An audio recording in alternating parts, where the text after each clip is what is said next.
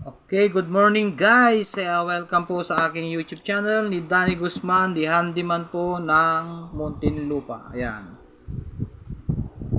Ngayon po ay for this video po ay pakikita ko po sa inyo ang tamang linya o tamang mga pagkakabit ng motor stator ng isang electric fan. Ayan.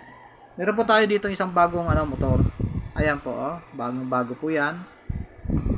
Ito. Kung napapansin po ninyo,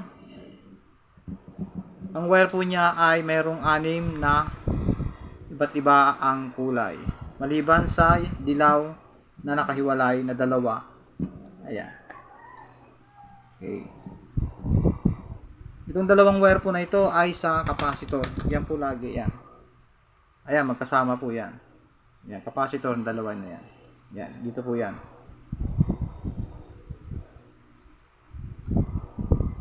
Ayan, ganyan lang po yan.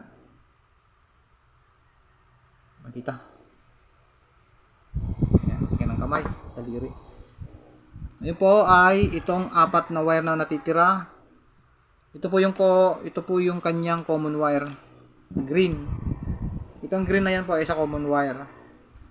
Yan ang kanyang common wire. Ito naman po yung sa plug. Ayan po yung plug niya. Yan plug.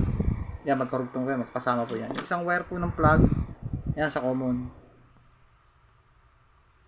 Nakita. Ayan. Ayan, ganyan. Nakita eh. Tapos, yung isa naman po na karugtong ng plug natin ay ito. Ito po naman ay papunta sa kanyang switch. Ito po yung switch natin. Ayan. Yan. Kita po nyo po yung dalawang yan. Magkatabi. Yan. Magkalapit lang yung dalawang yan. Yan ay iba yan. Yan. Ito po yung kanyang common. Ito po yung 1, 2, at 3. Ito po yung, pag pinindot mo yung 1, ito yung pang off. Ayan. Off. Ayan. Ito. Dito po ilalagay yung isang wire ng ito. Ito po. Yung karugtong po nito. Ayan. Dito po yan. Ayan. Ayan. Ayan. Ito yung 1. Ito number 2, number 3.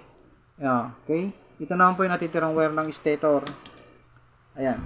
Ang number 1 po nito ay ito po. 1, white, black, and red. Ayan po lagi.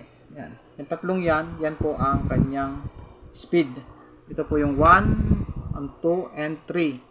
Dito na po yan sa switch. Ito po. Ayan. Ayan. Ayan po yung switch niya. 1, 2, and 3. Bali dito na po mapapakabit yan. Ayan, baliktad pala. Ayan. Dito white, 1. Black, dito sa 2. And number 3 ay dito. Okay? Sana po naintindihan natin ng konti.